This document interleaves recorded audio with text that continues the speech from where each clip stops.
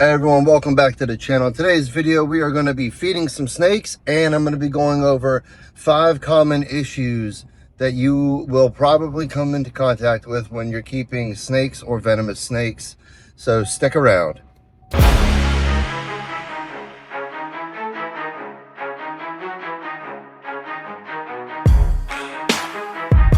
We're on our way over to the local pet store. I got to pick up some live feeders, some live pinkies, some live fuzzies. 'Cause some of the baby rattlesnakes are kind of picky eaters. And then we're going to head home and get into the video. I've got a bunch of other of our frozen thawed stuff sitting out, thawing out now. So we'll probably start the feeding in a few hours. It's going to be about seconds for you guys, but yeah, we got to head over there, pick up over to the pet store, pick up some live stuff, and then we'll be back and we'll start talking about some issues that you're going to come up against when you're keeping snakes, venomous snakes.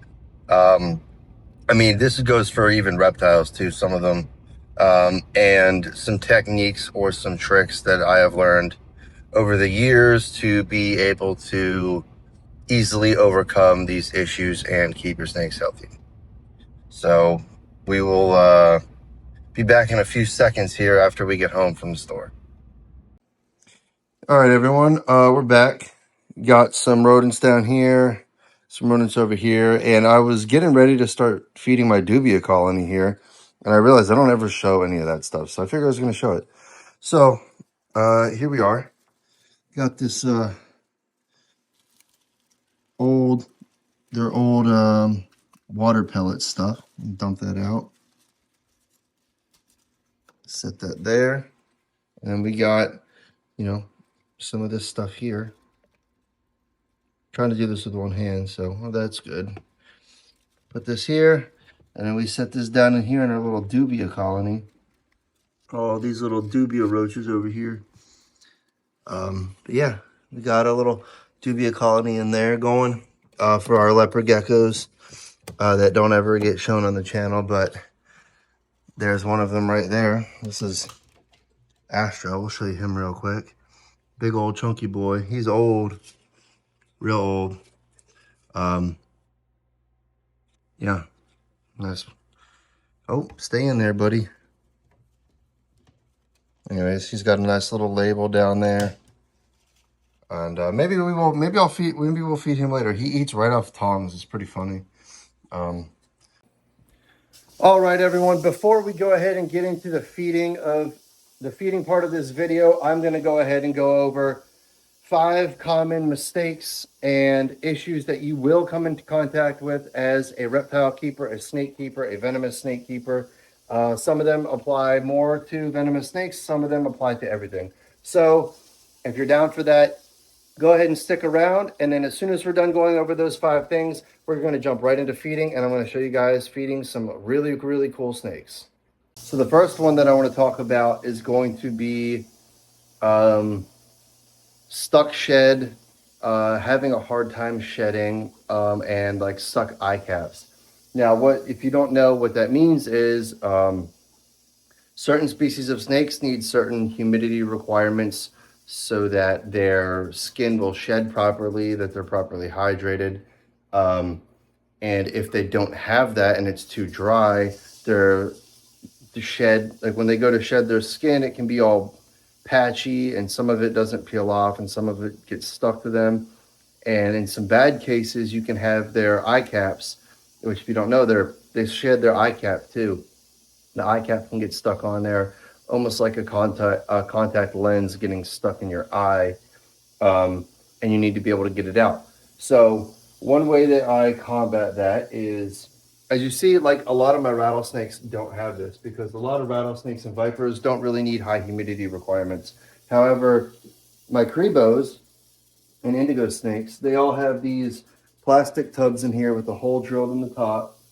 And then there's sphagnum moss, like damp sphagnum moss put inside of them. And that's what we call a humid hide. And basically what that does is, even if it's not humid enough out here, like right now in this room, it's 50%, humidity. And And in this enclosure down here, it's 65% humidity. So if, let's say, they need 75% humidity to shed, what they can do is they can crawl under this little tub here through the opening, and inside of it is damp moss. And what that does is that it creates a very humid environment inside of there. They can go in there, it kind of hydrates their skin, it gets them nice and wet, and it helps them shed easier. And then when they don't need that humidity, they can come out. That way they're not getting things like scale rot and stuff like that. Now, as far as stuck eye caps are concerned, a good way to do this, especially with venomous snakes, is you have a humid hide that's kind of like you get one of these tubs here, basically, right? And you fill it with the same thing, damp sphagnum moss, and you're like, oh damn, my snake has stuck shed.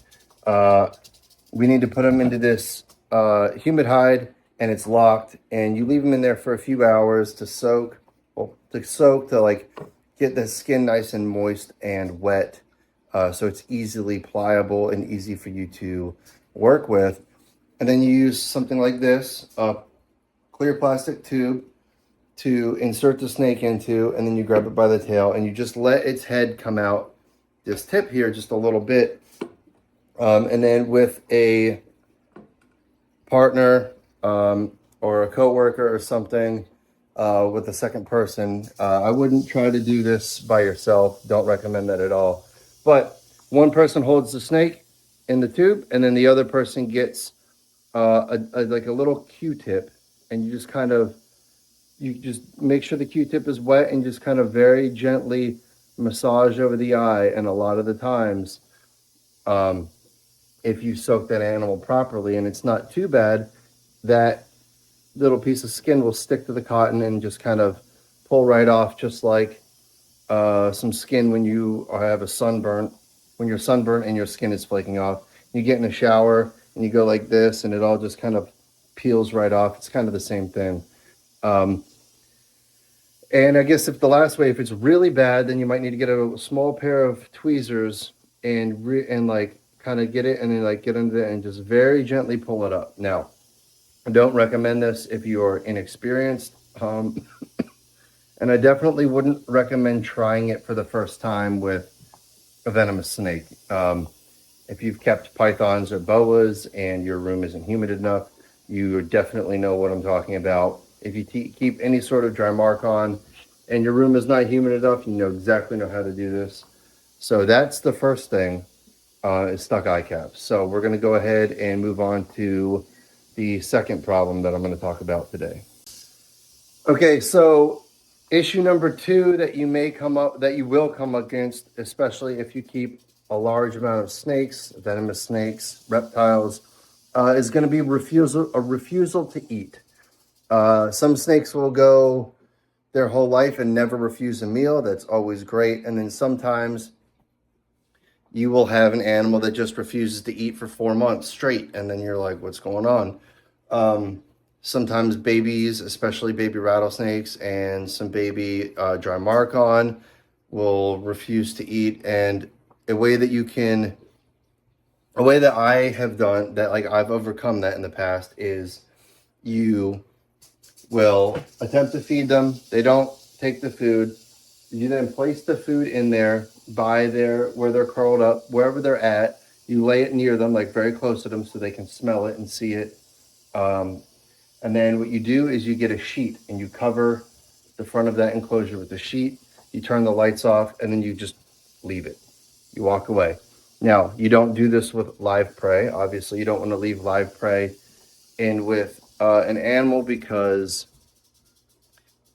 the live prey can attack and kill and harm your snake. So that's one way to do it. Another way to do it is to put them in a small, dark tub or bin or rack system, and have nothing else in there, just paper towels, water dish, and the prey item. Same thing. Make sure it's dark, leave it for a while, and come back and check and see. Most of the time they'll eat it. Now, with a few rattlesnakes species, particularly timber rattlesnakes. It's particularly wild caught timber rattlesnakes and babies. They can be a pain to eat. So there's two ways that I've gone about doing this. One is to put them in a completely one of these black and yellow tubs back there, and make sure it's zip tied shut, and just make it as dark as possible, and don't bother them. Put it in there and leave it for a day. Come back, check, try it again. The other way is in their enclosure, wherever their hide is, especially if this is a baby or something, you put a hide box in there. And then you take, once they're inside of the hide box, you take that prey item and you set it right at the entrance of that hide box, so they cannot get out of that hide box without slithering past that prey item. And then you do the same thing. You cover up the enclosure with a sheet, and 9 times out of 10, they will eat that prey item on their way out. And then usually after you get them to eat the first or second time, you usually won't have that problem again. But the last way that I'm going to say that you kind of have a snake that will refuse to eat is if it's not the correct prey item. So a lot of the times with like Drymarchon and certain colubrids, and even certain like false water cobras and mangrove snakes and stuff like that, a lot of the times you have to feed them specialty prey items. A lot of the times they want either a bird or a reptile or a fish. And if you just try to feed them rats, they don't want it. So you either have to take your rat and scent it by rubbing it all over their preferred prey item, or you just get them their preferred prey item and try that. And then the very last thing would be, they're not going to eat if their parameters are off. So if it's too cold, too hot, not humid enough, too humid, they could refuse to eat. So just ensure that the parameters inside your snake's enclosure are correct. Try not to bother them. Try not to have too much traffic. Leave them alone, and they will start eating for you most of the time. And yeah, that's pretty much that as far as refusing to eat. And we're going to go ahead and move on to the next subject.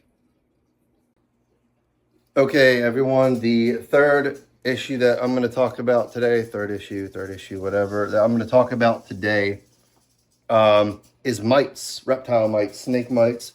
If you've ever gone to a reptile expo, bought a snake, brought it home, and had these little tiny black bugs crawling all over you, those are mites. If you've ever gotten a snake from someone at a reptile expo, brought it home, and just instantly put it into your reptile room without either soaking it or putting it into a quarantine room, and then all of a sudden, next thing you know, all your snakes have these tiny little black dots crawling all over them.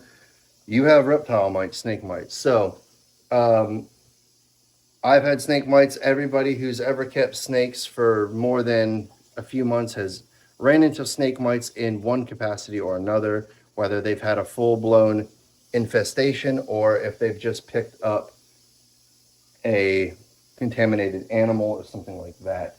So there's a few ways that you can go about taking care of it. The first way is going to be ensuring that you have proper protocols. So if you get a new snake, a new animal, reptile, whatever, you come home, you have a dedicated quarantine area that the animal can go into. And before you do that, when you get home from an expo or whatever, you take your clothes off immediately. They go immediately into the washing machine. You never wear the same clothes that you wore to an expo into your reptile room, because they can come on your clothes. And then what I do is I will soak the animal. First, I will take whatever animal I got from the expo, or if it comes in a shipment, I will take that animal, I will put it into a bin, and I will soak it with just water for a few hours to help that animal hydrate and get hydrated, because dehydrated animals is another really bad problem, which we're going to talk about in a little bit. So after that initial soaking of water, I will take the animal out, and then what I do is I will add 2 drops of the blue Dawn dish soap, the animal safe blue Dawn dish soap, and then I will also add Let me see if I can find it real quick. Where is this stuff? Ah, and then I'll add 2 drops of this here. This is chlorhexidine diacetate, veterinary grade, and the animals can actually ingest a little bit of this. If it's in with water, it's safe for them.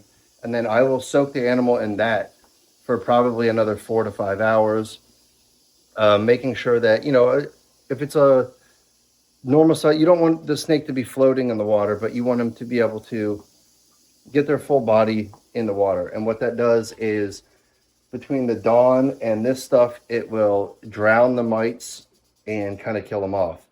And then after that, they will go into a bin and they will go into a quarantine room. I mean, this Arizona black rattlesnake right here,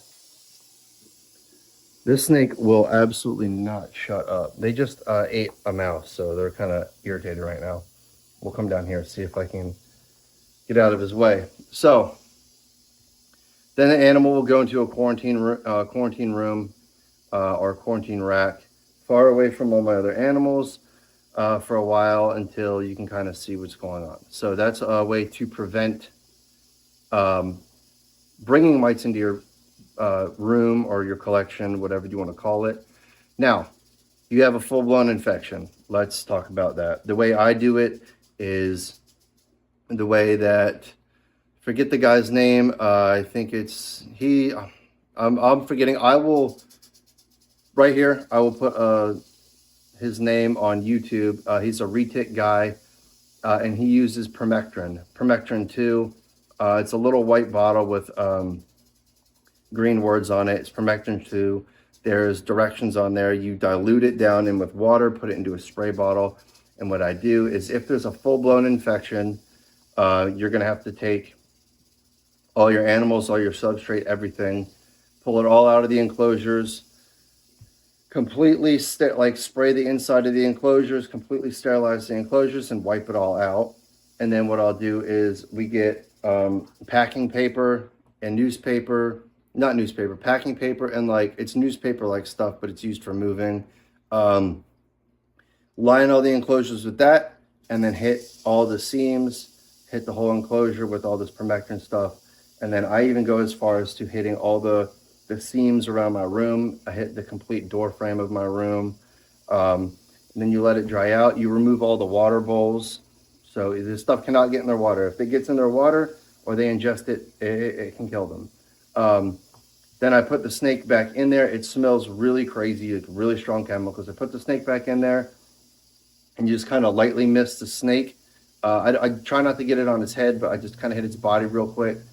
And if you have a snake that is infested, you can literally watch the mites just fall off of this thing. And then you just kind of, every few days, you have to go in there and change out the paper, hit it with the spray. So what I do is, I will take all the water out, do this whole process, spray it, put the snake back in, leave it for 2 days. Then I'll come back in after it's all dried out. Then I will take and I will offer the snake water for a day, let it drink. Then I'll take the water bowl back out, hit the cages again, let it for another 2 days. And I kind of repeat that process for at least 10 days. That's seemingly worked for me in the past. And then there's another way, which is the controversial no pest strips that you can buy from Lowe's, Home Depot. And you just kind of place those around your room if you have mites, and they kind of work. I've never had an issue with no pest strips. They've never killed a snake, never killed an animal of mine. The Ivermectin 2 has never killed an animal of mine. I've only ever had to do this once, by the way. And it was actually when I first got all these enclosures. I don't know how or why, because I didn't have any brand new snakes, but mites just kind of popped up out of nowhere. I'm not sure if it came in a bag of substrate or what. I have heard of that happening in the past. No idea. But yeah, I had it once, and thankfully I didn't have all these bioactive and semi-bioactive enclosures, because if you do have that, then unfortunately, if you get mites with bioactive setup, and you have a bunch of bioactive setups, unfortunately, you're probably going to have to completely tear all those bioactives apart. And all of the tools used to kill mites are insecticides, so your bioactive colonies will be gone. You have to start over again. So that's why it's really, really important to make sure that you follow proper procedures. Quarantine your animals, soak them, make sure you're looking them over. Only buy animals from reputable sources. Don't buy them from random people who are flipping snakes and people you don't trust and stuff like that. It's just, that should be common knowledge, but you know, it's not really always common knowledge. So we're going to go ahead and wrap that one up and move into the fourth topic for today's video. All right, the fourth issue that you will come across as a reptile keeper. This one is kind of more specific to snakes, although I'm sure it can happen with, lizards and stuff too. But that is going to be escapes. How to prevent escapes. And this is kind of, it's important for all snakes really, because you are responsible for making sure your animal is in good health. And if it's escaped and not in its proper enclosure, it's not getting its correct temperatures and yada yada yada, and it's bad for the snake. But specifically for venomous snakes, because if a rat snake gets out, it's not going to kill your family or you or your pet, But if a large constrictor or a venomous snake gets out, it can be absolutely catastrophic. If you have small children, that can be bad. If you have small pets, it can be bad. Or if you have a cobra get out in your house, that can be really bad, because if you have children or anyone that lives in your house and you have a cobra or a rattlesnake or something crazy gets out and it bites somebody, you're going to jail, most likely for neglect, manslaughter, whatever. I'm not a lawyer, so I don't really know, but if you're texting on your phone and you hit someone with a car, you're going to jail for manslaughter or murder. So if you recklessly let an animal out and it bites somebody, it's probably going to be the same thing, reckless endangerment at a minimum. So how do we avoid this? Thankfully, knock on wood, I have never had a venomous snake escape. The only animal I ever had get out was actually my Eastern Indigo that I was soaking in a tub with the lid on, and I was just like, all right, yeah, it's good. But this thing just pushed its way up through out of the tub and was sitting on top of one of the other enclosures. So, I use snapping tubs now every time I soak the Cribos. I did that with the venomous stuff before, but with a non-venomous Cribo, I wasn't really too worried about it. However, I do use those now. Knock on wood, I've never had a venomous escape. And kind of what you have to do is, the first thing is make sure all your enclosures are secured. So if you have enclosures that have vents in the back, or side, like over here, you have these side vent holes that you can run cables through. A lot of those will pop out, so you have to make sure they're turned in the correct way so that they're locked in there and they're not coming out. I super glue mine shut because I don't use these to run cables through at all. So mine are super glued shut. If I ever need to run cables through, I will drill through the PVC and then spray foam that closed, because I'm kind of paranoid about that stuff. The other way is to make sure you have some sort of locking mechanism on here. Now, if these dubia enclosures, or I'm pretty sure there's a couple other brands that use this exact same design now. I've seen them at some reptile expos. But these doors, the gap between these doors is so small that a traditional case lock does not fit on these. So we have these little pins here. And a lot of people have asked me, oh man, how secure are those? How secure are those? Well, I probably wouldn't use these if I had an 8-foot king cobra in an enclosure. Probably wouldn't do it. However, I do have Cribos, and Cribos are also very crafty and smart, just like elapids are, and they work great. But it comes in here, and it twists and goes down. So unless a snake can figure out how to flip it upside down, which they can do, right? Even if it gets flipped up like this, now that snake would then have to completely push it all the way through here, which isn't possible because as soon as even if it gets pushed to, look, halfway through, right there, it can't go any further. I mean, if there's someone in here shaking around, then okay, maybe. But I've had these for 2 years now, never had an issue, never even had a close of an, like nothing even close of an issue. These cases have been completely locked. Now, on my big boas enclosure, I have traditional case locks. On my other enclosures, I have traditional case locks. That is probably the one thing I don't like about these duvias is the inability to put case locks on them.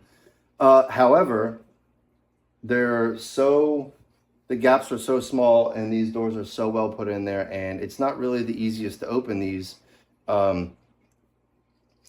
It would be 1 in a million chance that a snake could get through there, and I don't even think it's possible. I don't think it's possible, excuse me, which is why I use them. Now,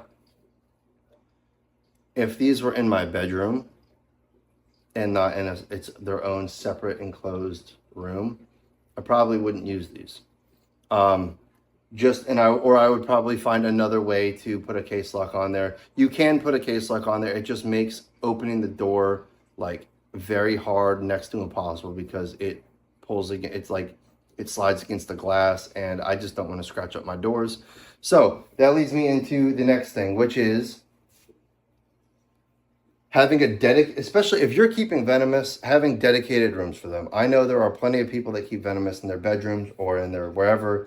I'm not here to throw shade on anyone or say you're doing it wrong or whatever. I would personally not be comfortable keeping venomous snakes in my main home where my 10-year-old is running around, where we've cats. Cats are jumping up on top of enclosures, getting bit through the screen. No, I wouldn't do any of that. So for me, having a dedicated room is mandatory. And I think that is probably the most responsible thing that we can do. And so the second thing is making sure your reptile room is sealed off from the rest of the house. Now, before I had just had curtains and like a pull curtain. And so it was kind of secured, but not really. I did not like that. I did not like it at all. So, and that's a good shot, isn't it? Yeah, that's a good shot. So what I did was, me and my friend Devin, we framed out this entrance here. And then I don't know if you can see, but I spray foamed the top so there's no gaps. You can't even see light through there, through the gap, all the way down to the floor. And then I have a double foam door stopper across, so nothing can get under there, nothing can get through there. So even if for some reason one of these snakes were to get out, they would be in this room. And right now it's kind of, there's, I still have my wood in here, I'm still working in here, but usually there's not really too much on the floor.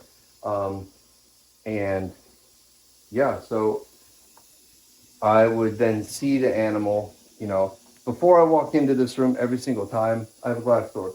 I look right down in here.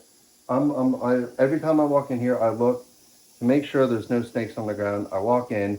The first thing I do every single time I come in this room is I just walk around. I just kind of real quickly look at every enclosure, make sure all the doors are closed, make sure everyone's in there, and go about my day. So, in short, the best way to prevent escapes is to keep your enclosures secured, locked, secured. The other way is to make sure you have a dedicated room for all your animals. And then inside of that dedicated room, you make sure it is sealed off from the rest of the house. If there's any gaps, you spray foam it. All of these windows are completely shut. The sliding door is completely shut. There was a vent in the back corner, which has been, I put a barrier over top of it and then sealed it down. So there is literally, it is airtight in here. And yeah, you just, even if like one of these Cribos, like 2 days after feeding day, these Cribos are pooping everywhere, and you walk in this room and it smells so bad. Like, I'm like, dude, these Cribos stink. You cannot smell it in the rest of the house. You cannot smell it at all, nothing. And then as soon as you walk in here, like, whoa, we got to clean today. So make sure your room is secured. Keep your animals in a dedicated room. Make sure your cages are locked. And that will conclude number 4. And now we're going to go on to the 5th and final one. All right, so I accidentally hit the stop recording button. The 5th and final thing that we're going to talk about today, as far as issues I've come across with snakes, is going to be kind of what I mentioned earlier with soaking your snakes to hydrate them, which is going to be dehydration. Not all snakes, but a lot of snakes have very specific water requirements. Is like, especially dry mark-on. Lapids are kind of the same way. They need a lot of water. They drink a lot of water, and a lot of the times this dehydration thing kind of comes with either irresponsible keepers, or when you get an animal, you order an animal and it comes through the mail, or you go to an expo and you pick up an animal. A lot of these times these animals are packed 4 or 5 days before the expo. They travel hours and hours, hundreds of miles to get to these expos. They sit on a table. They haven't had any water. Now, a responsible vendor will soak and offer their animals water once they get to the hotel, and then repack them. But I know enough people, and I've been around enough people as they're packing animals and helping them set up at tables, that people don't do that. Most people do not do that. 100%, I am telling you right now, most people do not do that. So once they're packed, they are packed, and they go, they sit on the table, and then after you buy it, if you've got a 10-hour drive back home from the reptile expo, that animal is not getting water until you get home and soak it. So that is like one of the quickest ways that you will get an animal, get it home from an expo, and then the next thing you know, 2 days later or the next day, it's dead. Just rolled, and you're like, what the hell happened? Well, there could be a bunch of things, but a lot of the times it is either stress or dehydration, or the most deadly combo of that, which is a combination of both. These animals are stressed out when they're brought to these expos, and if you're stressed out and don't have water, it's pretty much a death sentence. Just like humans, you're stressed out, you don't have water, and you're freaking out, you don't know where you're going, you're thrown in a cage, being shaken around in a vehicle, no water, you're going to die. So dehydration, that is one of the things. So what I do every time I go to an expo, I think there's some pictures of this on my Instagram. I'm not sure or not, but I bring one of my big clear tubs with me when I go to an expo. If I'm picking up an animal, and I will start that soaking process in the parking lot. I will get water. I will make sure that it's the correct temperature. I usually like just room temperature, and then I will soak that snake for the drive home. It's about an hour and a half. The expos I go to are usually between an hour and 2 hours away. Sometimes 3 hours away, and I will soak that animal the whole ride home. And you would be surprised. You put an animal in one of those tubs, close up the lid, and then just sit there and watch it. It will 9 times out of 10 bury its head under the water, and you will see its jaw moving. It is just gulping down water. Ever since starting to do that, I don't really have any problems. Then, the same thing when you get home, make sure you soak them. I think that is probably the most important thing when you're getting an animal in, is to make sure it's hydrated. And then the second part of that, which is being a responsible keeper. You can put water into a snake's bowl and then not change it for 2 weeks.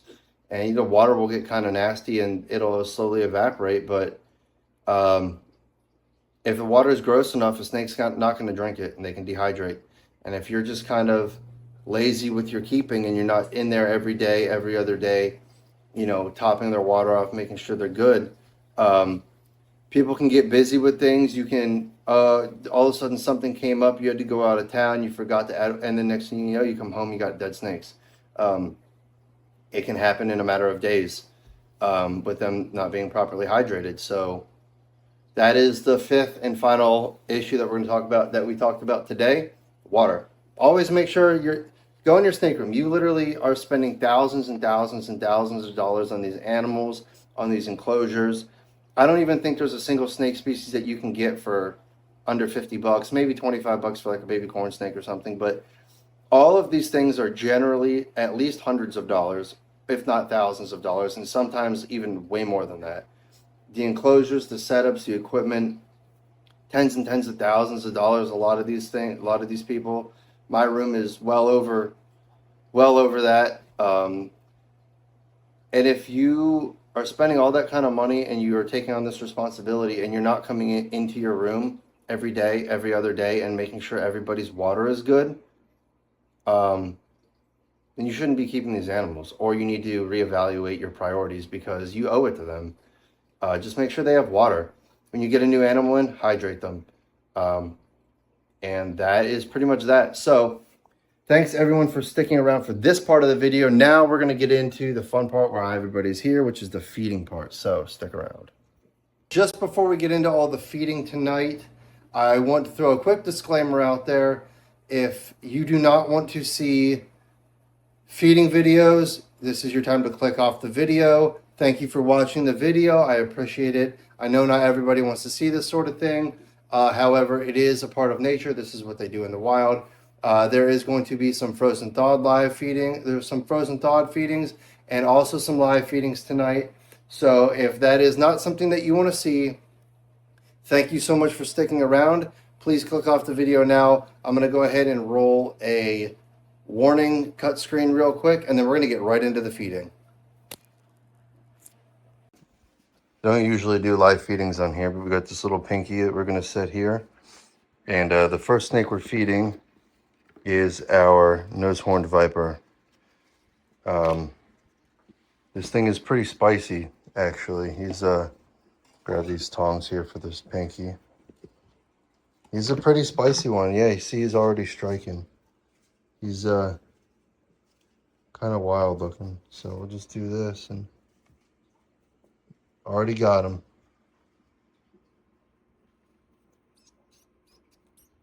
Yeah, this thing is very fast and very hungry all the time for no reason. Well, not for no reason, but you know. See, I'm not going to get too close up on him. I'm trying to zoom in on his head here. But, there we go. He likes to fling himself around, or she. I think it's a she, honestly. I don't know. It's not sexed. I wasn't really interested in what sex it was because I don't really plan on breeding these things. This is more of just like a display snake that I've always wanted since I was a kid, seeing these in magazines and stuff. So, and this thing is already dispatching. So, all right, we're gonna put the lid on this thing and move on to the next snake. All right, everybody, the next snake that we're gonna be feeding today is a snake that's making a lot of headlines in the snake world, which is this little blue insularis. It's a basically a blue white-lipped tree viper from Komodo Island, Indonesia, down in there. So gonna go ahead and grab a little pinky, and this guy usually doesn't need too much of coercion to be fed, but we'll see what he does here. All right, we're gonna try and coerce him into eating here.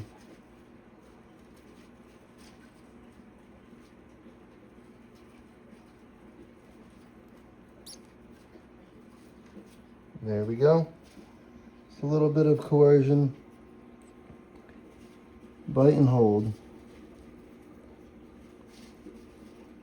And I'm going to go ahead and zoom back out here. Anyways, the snake will inject its venom and hold on to it until the prey is gone, which it looks like it's already pretty much gone.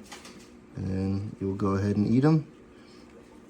So we're going to go ahead and close this container up here. All right, everybody. We are in the room feeding Cribos. See if she'll come. Here she comes.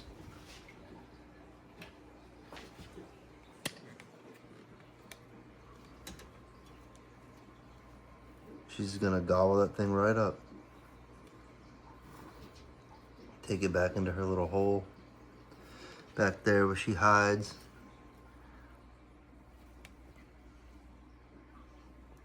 Just letting us get a little up close to her. Yellowtail Cribo. Kind of see her tail back there, but she's wagging it real hard. See, it's way up there. And we'll be back here in a minute and we'll feed her some more here in a second. We're gonna go ahead and move on down here to Slan, who is down here a little bit. Go ahead and close this up.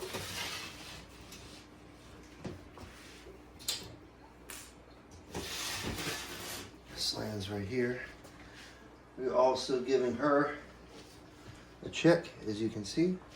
She's right here in her little hole here. Oh wow, she's already out. Look at that. Oh, come on, here you go. Don't bite me, crazy.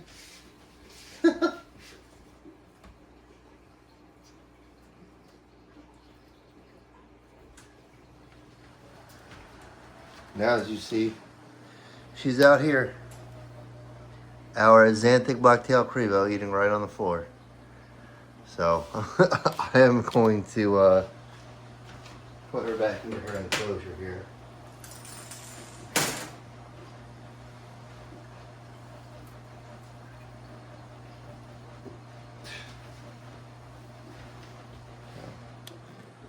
She's down there moving around. She's eating hers. And then up here, we have our yellowtail Cribo finishing up her chick over there in the back. Aren't these yellowtail Cribos just beautiful? Dramarcon are so much fun to feed. They really are. So we will, I'm actually gonna cut the video here and move over and we'll feed the other Cribos and then we'll come back to these ones and feed them some more. All right, now we're standing over here. This is Dante, our Eastern Indigo. See if I can get him to come out and eat. Generally, he likes to, usually I'll just like lay his food here like this and he'll just come out and grab it. See if we can coax him out. Here it comes.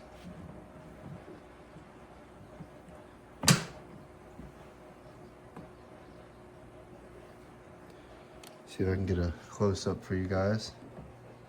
He's trying to pull it back in. This little close-up of Dante eating. Just let him take it back in if he wants. There he goes, take it. There you go, buddy. And into his little cave he goes. He loves that humid hide. He's in there pretty often, especially in the nighttime. In the daytime, he'll be out, hanging her out, but at night, he's usually in there. So I'm gonna go ahead and we'll just move on to one of the next ones. We'll move on to Guts over here, who is also in his humid hide. Actually, I lied. He is not. He's over here underneath this log. So as soon as I open this, he's probably gonna come shooting out. So be ready for this, because he has a really strong feeding response most of the time. Here he comes. I'll hold on to that for a second.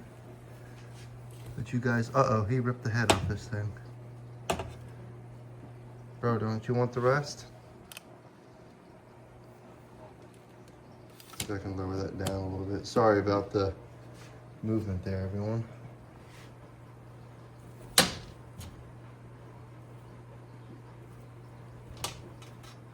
We'll just give that back to him. Watch how fast he eats this. He does not play around when it comes to eating. He'll literally have this thing gone in like probably 10 seconds. Start counting, 9.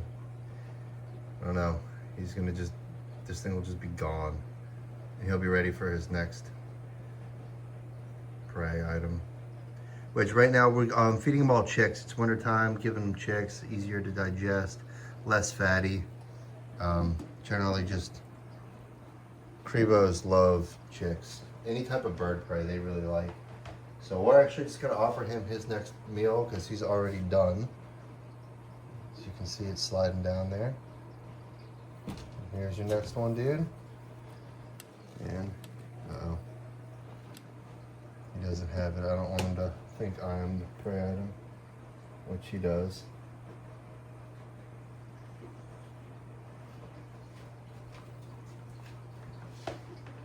So you know what we're going to do? We're going to trick him and give him another one, which is right here. And now I will take this one out of here. And as you can see, well, you can't see, but he's sitting here just eating out. So we're just going to go ahead, and he does not care. He will literally eat right out of my hand. But move on over here so you guys can see him chowing down on this. I'm gonna go ahead and close this up for now. And once he's done, or you guys can't see anymore, he's gonna try to eat it backwards. Come on, dude, what are you doing? He doesn't care. This thing, he will just power these things down. He'll eat it backwards, sideways sometimes. Like, he does not care. He is probably my best eater. He will literally eat anything. I can give him any food item and he will eat it. But the next one that we're about to feed, Vegeta, he is crazy. He comes flying out of the cage like an absolute maniac. As long as he's not in shed. I'm not sure. I haven't seen him yet today, so I don't know if he's in shed or not. But yeah, so we're gonna sit this here while he's eating. I'm gonna lift this back up because he's pretty high up here. I'm gonna leave that sit right there because he's moving around, but look at this guy. Already wants more. Literally already wants more. That's why you got to be really careful with these Drymarchon. If you just keep feeding them, they will just keep eating. But if you just keep feeding them, they will get really nasty. And then look at this. Nice gigantic poop just left. So we got to get in here and clean.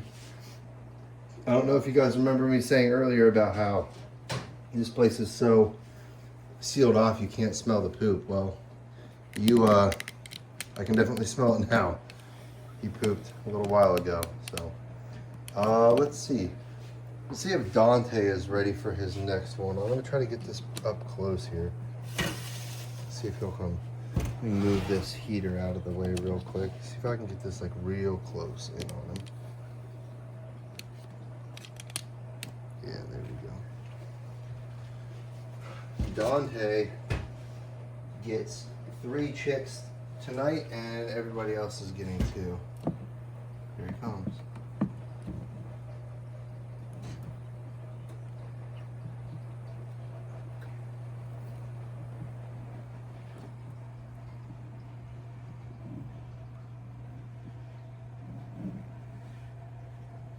Look how beautiful that snake is, man. How can you not love Eastern Indigos? You gotta love them. These things are awesome. All right, I'm gonna go ahead and actually look at this. Look at this. We got snakes down here cruising, ready for more food. Look at that. Look at her. She is ready. Oh my God. Let me go ahead and tilt this down a little bit, and we'll give her her other meal. If anybody ever said non-venomous snakes are boring, just look at these things. Come on, Slam. Actually, you know what? We'll give Slam hers in a minute. We'll give hers right here.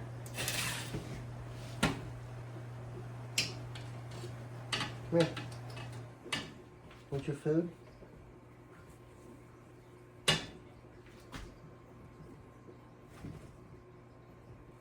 There she goes.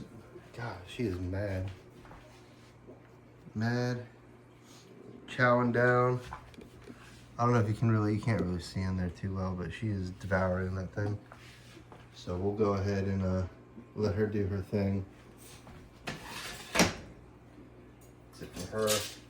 Now, I'm gonna go ahead and lower this down real quick. So just bear with me for a second. Might be a little bumpy road.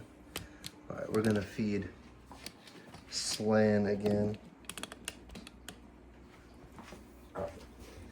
Now, Slan I trust more than any of my other Cribos. She is just an absolute sweetheart. Go here, here you go. Nice and easy. Well, stay in there.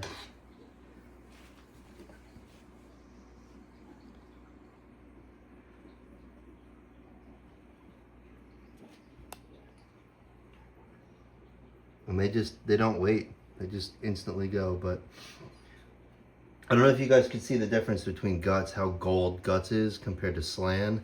So she's xanthic, which kind of gets rid of the yellow-ish pigmentation in her body and makes it look more like silverish, like a grayish silver color.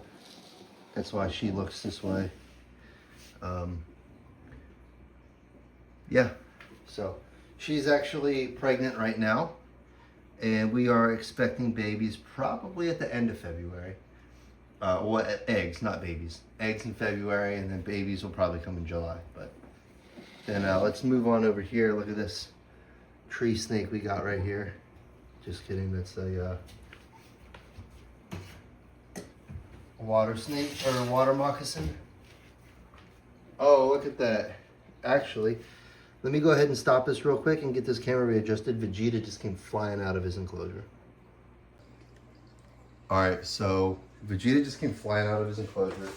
So I'm gonna go ahead and he ate the one chick that's there. So I'm gonna look where his head is at and then try to get him to, here he comes. Look, oh geez, come on dude.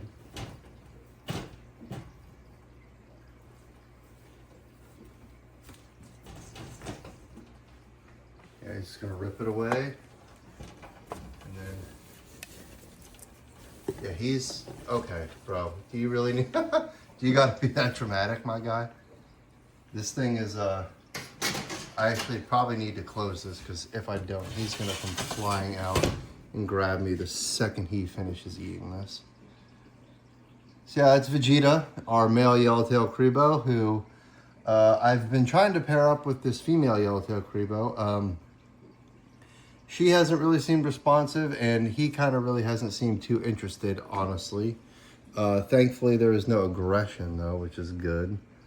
But, yep, look at that. It's gone. Spilled his water.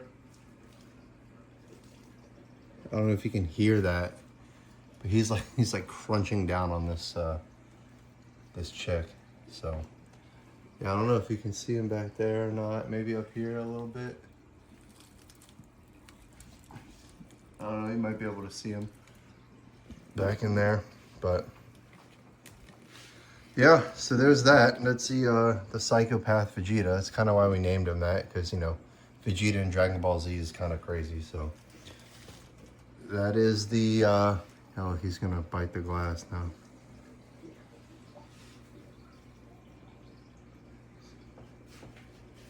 Maybe, maybe not.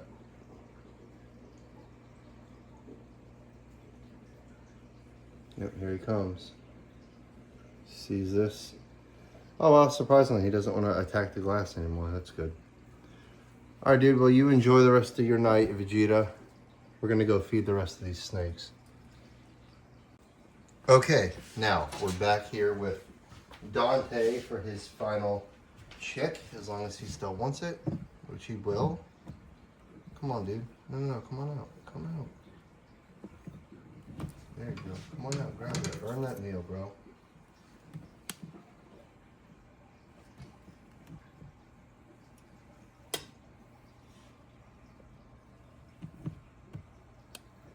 And drug back into the depths.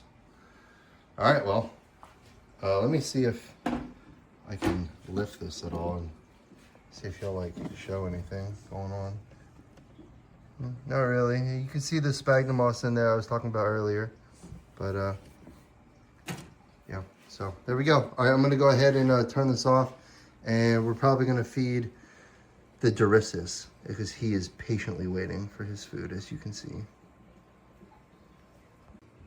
All right, so I actually forgot. I actually fed this snake yesterday, so I am not feeding him again today. But we'll feed this cottonmouth. This cottonmouth is always really eager to eat and bite.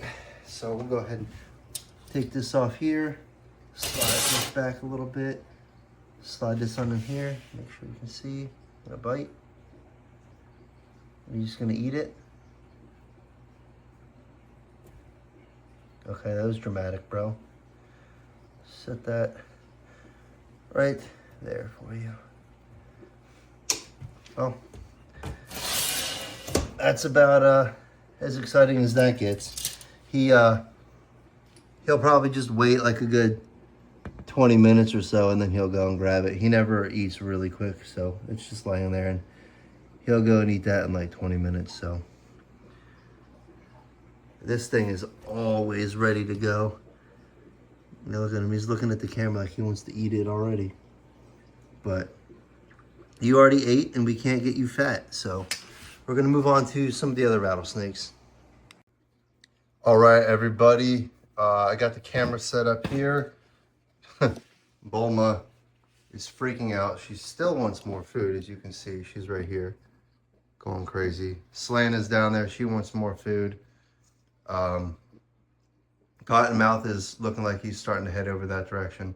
But we're going to go ahead and feed this guy right here, which is our Southern Pacific rattlesnake. So I am going to open his door and feed him with the tongue. So if you guys can hear this noise below, this is that all that banging around is Bulma. She's literally trying to attack me through the glass.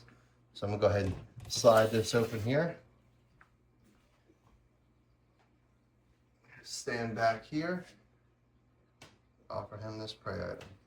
And he'll probably just sit there and eat it. He's a good boy. So we'll just let this roll and see if he'll just eat it with you guys watching.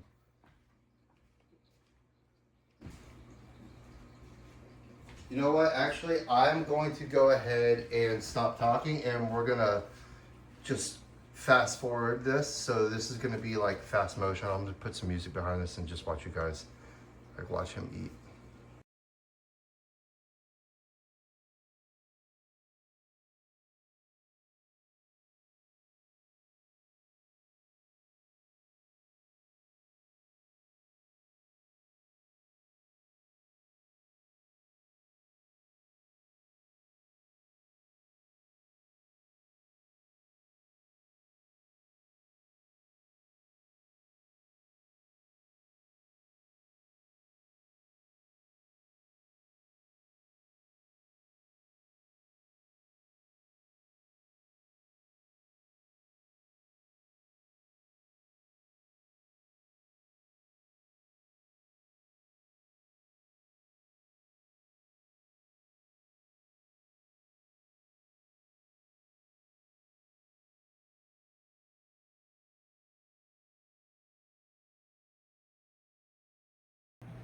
All right, that was sick. We're gonna go ahead and close it up now. And we're gonna move on to another snake. I just wanna show you guys something, how just mad this snake is. Hungry, just had, well, Slan's looking for more food too. She just had 2 chicks. She's looking nice and thick. Look at this thing, puffing its neck out, striking. Like, see how it's puffing its neck out like that? Trying to look all big. Beautiful yellowtail. Look how crazy beautiful that yellowtail is.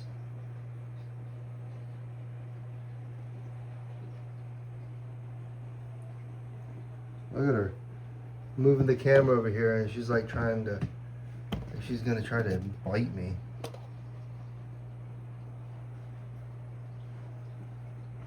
So yeah, this beautiful snake. Anyways, so you guys, we've seen quite enough of the yellowtail Cribo. If you guys like the yellowtail Cribos and the blacktail Cribos, I know a lot of you guys are here for the venomous stuff, but if you guys like these Cribos, let me know, and I will do an entire video all about these Cribos. I'll get them out, I'll feed them, I'll handle them. but I need at least 20 comments in the comment section saying, yes, give me Cribo videos. All right. So if you've watched up until now and you want to see some awesome Cribo content, comment down below, yes, give me Cribo videos. If I get 20 comments that say that, I will make an entire series dedicated to each species of the Cribos that I have. So the yellowtail Cribo, the black-tailed Cribo, and Dante the Eastern Indigo. All right, we're gonna go ahead and move on to the next snake. This cottonmouth just got done swallowing that mouse, and I do actually have some prey for this one. But first, we are going to feed the Crotalus terrificus pair. So stand by, these guys are crazy. So I'm gonna get this camera up here, kind of figure out this angle a little bit, drop it down a little bit, zoom out a little bit, and I think that's gonna be good. I'm gonna go ahead and get my hooks, move this stuff up out of the way, and actually see if I can adjust this lighting a little bit. All right, there we go. All right, yeah, actually I'm gonna turn my camera off, figure out the angle, and then we'll be right back. All right, guys, I think I got the angle worked out here. I'm gonna go ahead and remove my lock. I'm gonna bring my tub of mice over here, and I gotta grab my tongs real fast, and then we are going to take this hook and open this up so you guys can see. All right, they're looking there. Now, I have to be extremely careful with this species of rattlesnake. These are insanely toxic rattlesnakes. There's even been some arguments of these guys rivaling the Mojave. These are probably the most dangerous rattlesnakes on the planet. So we'll see if they want to eat. No? Not hungry? Are you hungry? You want it? No? She's probably just going to eat it right off the tongs.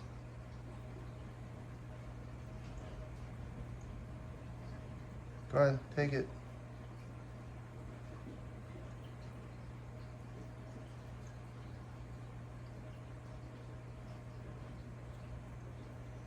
All right, well, this one's for her right there. Oh, you see that? See how fast these things move? You gotta be really careful with these snakes. Jumping out at me like that. Stay back. I gotta grab one more mouse and throw in there for them. And then we'll be good for the night. Set it like that. And all right, everyone, just look at this thing. Look at how beautiful this Bothrops mugini is. Now, I got this specific snake from a friend of mine who's getting out of venomous, but look at this thing. Look at the pattern or lack of pattern around here. Look how golden this snake is. Now, this here is a big mugini female. This is like, I mean, you can, that is a very, hold on, let me see if I can set this down real quick. Zoom out a little bit. You can see, like, look at the size of this snake. And you know what I love about this snake? This is actually the third time this snake has done this. It literally poops in its water dish for me. I was literally in here earlier today and talking about how you can't smell the smell of these animals when they poop. Well, like I said, I'm in here probably like 3 times a day at least. And yeah, so she pooped for me. So there's that. And then we'll just go ahead and look up at these 2 cute ones right here. These Terrificus. They will eventually find these mice and eat them. And like sometimes when you're feeding snakes together, you kind of have to like use your hook and like keep one away from the other, and they usually figure it out though. I don't ever leave the room when I'm feeding multiple snakes like this, and I have a hook nearby, and like when this, like if this guy here on the right, if he goes and grabs this one, then And the female, that's the male on top. The female is underneath. The brighter one is the female underneath. If she goes to grab it, then I'll move her out of the way with the hook. That's just kind of how I do that. But yeah, the one that has like the more vibrant pattern, the more vibrant head pattern, and the brighter scales, like right here. This is the female, and this one right here, this is the male. So, anyways, we're gonna go ahead and move on and feed a couple other snakes, and we'll be keeping an eye on these guys and see what they're up to. But right before that, look, after a nice meal, Yellowtail Cribos is getting a drink and looking at me like she wants to eat my face again. And Slan is going back into her home. So yeah, we'll go ahead. I'm actually gonna feed Griffith, the other little black-tailed Cribo, but first I have to cut this video real quick and reset up the camera. So we'll be right back. All right, we are about to feed Griffith, who is our probably, actually this year, I think he's 2. I think he's 2 years, maybe 2.5 years old this year. Actually, I can see him. I don't know if you guys can see him, but he's back here. His body's like right here. You can kind of see it. I'm gonna move this camera. You might be able to see him. You can kind of see his scales right back here. He's looking really dull, so he might not eat. However, his head is right here. Usually, these black-tailed Cribos will eat even if they're in shed. And so, yeah, he's right here. Yeah, look, he's looking for it. You can see. Or, get him to come up here.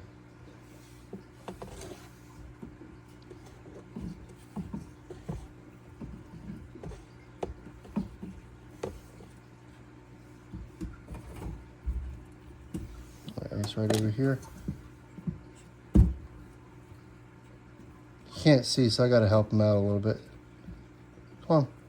There you go, bud. As you can see, he is he's in full blue. That's just to show you, these Cribos do not play when it comes to food. They are the most easy snakes in the world to keep. As you can see, this is their temperature. They like it cooler. They like some humidity. We got a humid box here for him. But he, he's over here, chowing down. Right here, you can kind of see. But yeah, he's literally in deep blue. His scales look gray. His eyes are completely blued over, and yet he's still eating. That's like what to show you. These Cribos, like, they're no joke. They love food. So, all right, got a couple more to feed. We'll be right back. All right, everyone. So what I'm gonna do is I got out an extra rodent. So what I'm going to do is I'm going to offer this Mujinai some food. I'm just trying to figure out. Yeah, we'll do it like this. Just to show you how fast these animals are. I'm not opening this door here. I'm going to open this side door and offer it in from the side, because these things are really, really scary fast. Yeah, so I am going to offer this in here to her now. I have a hook in hand. I have a hook in one hand, and I am going to, I don't even care if you make fun of me, I am using these to pull this apart, because I do not play when it comes to this species of snake. They are so incredibly fast and incredibly well honed in. So we're just going to toss this into her, and boom, instant, look at that. She will find it and eat it here in a second.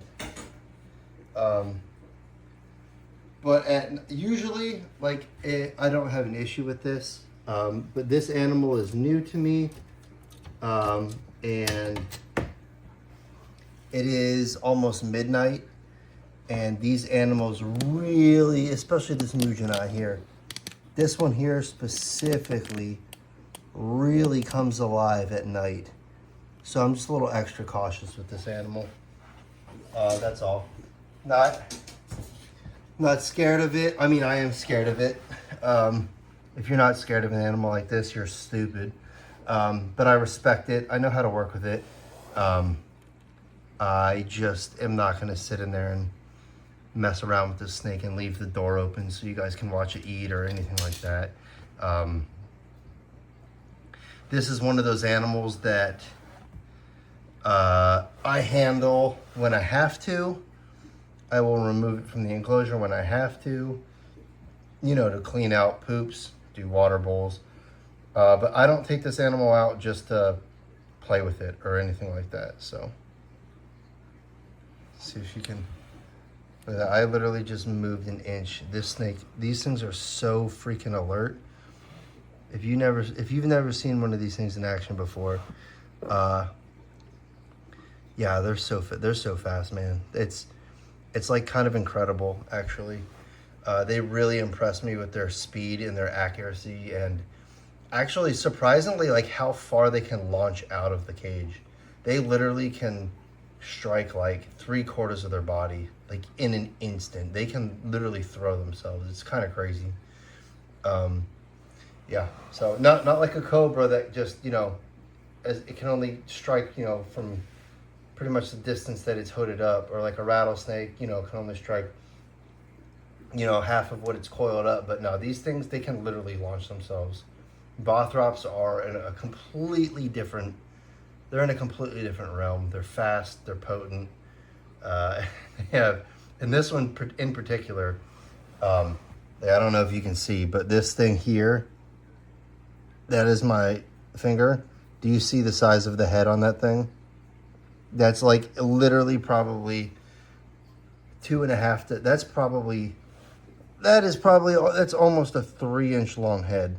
You know what I mean? Those are big venom glands and those are big fangs, and you really don't want to get a bite from this animal. You really don't.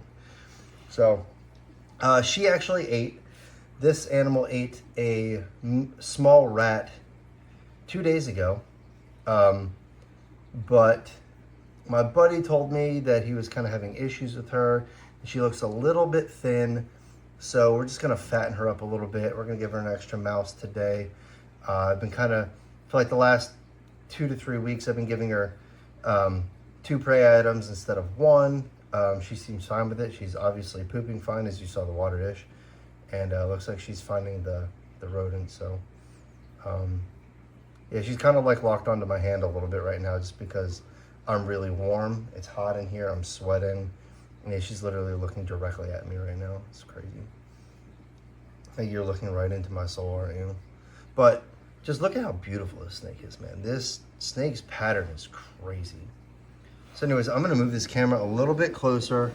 I'm gonna put the angle down, and then I'm gonna shut up and you guys can watch her eat. And I am going to go ahead and stop talking and fast forward the video now. All right, so this snake clearly does not want to eat right now.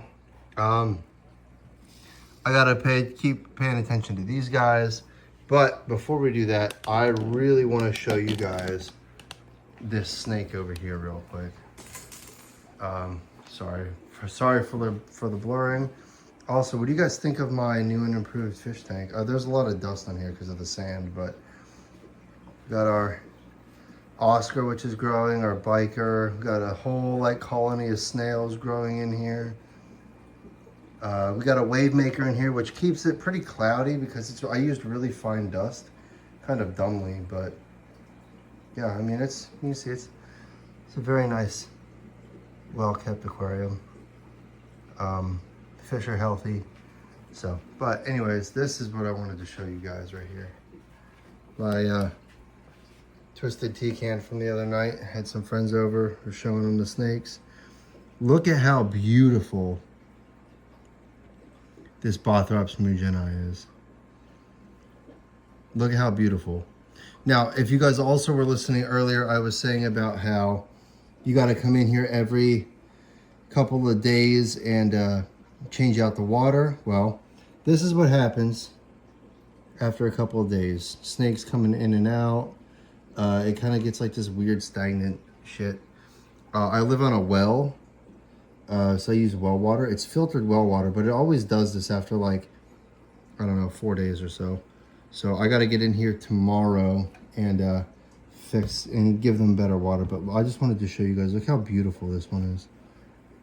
This one here is like, the pattern is totally different than my other Mugeni, as you can easily see. But look, this thing is like bright. It's like a green and yellow, and it's freaking beautiful. But yeah, I just wanted to show you guys that real quick. And I wanted you guys to say hi to Big Mama Delilah, big old Eastern Diamondback in there, and our arboreal timber rattlesnake right there.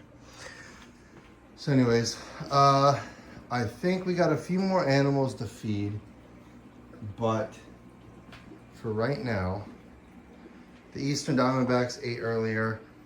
It's the albino Eastern Diamondback is right there. The large male is back there. These guys are still haven't figured it out yet, but they will. Anyways, we got a new animal back here that was given to me by a friend, and that is our Mexican West Coast rattlesnake. It's a really pretty Mexican West Coast. It's really light. And over here is the green squam on the ground. Yeah.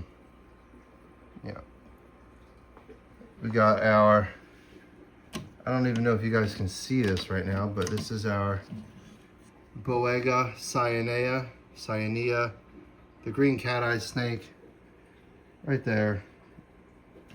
Yeah.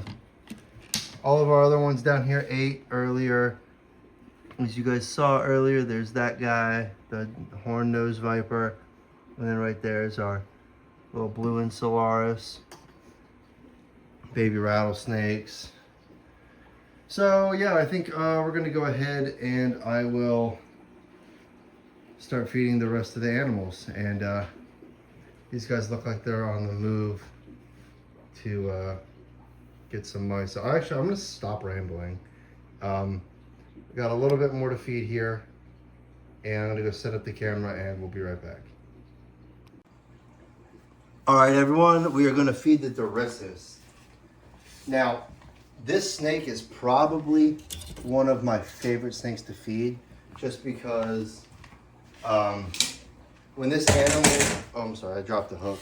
When this animal bites a prey item, it generally just holds onto it and then eats it, kind of like a gaboon viper. So just hold on, I'm gonna grab a mouse, open the cage door, and you guys will see in a second.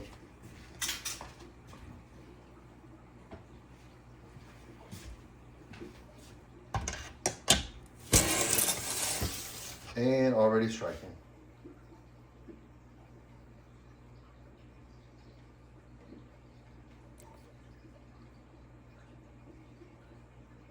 Take it.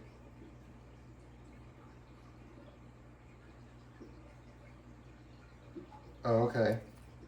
That's the game we're playing? All right, well, that works, I guess. We'll just set that there and let you guys watch him eat. I'm gonna go ahead and stop talking, and we'll just fast forward it while he eats.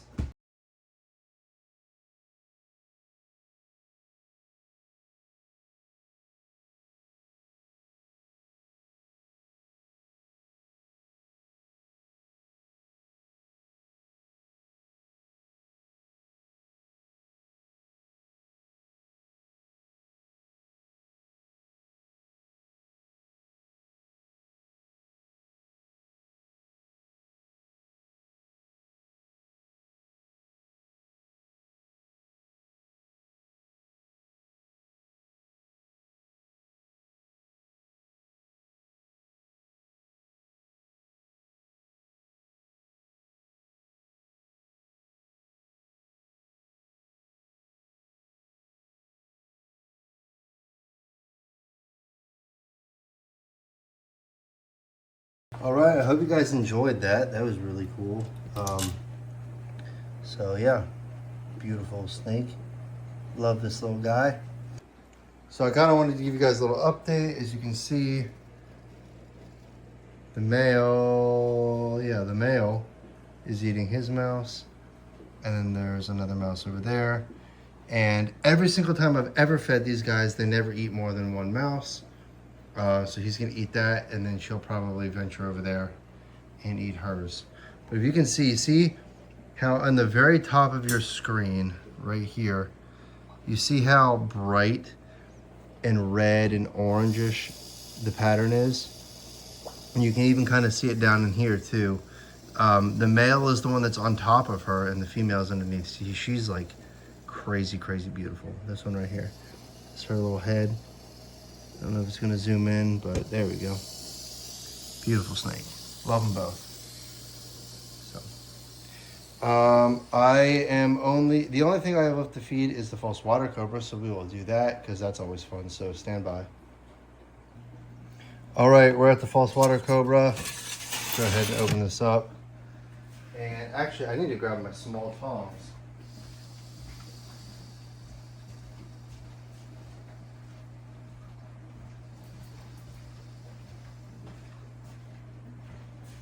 Because I'm going to have to find her real quick. Oh, she's right here.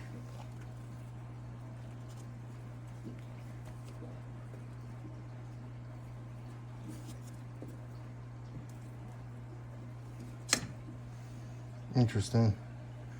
She usually always wants to eat. Let me see if I can just move this a little bit.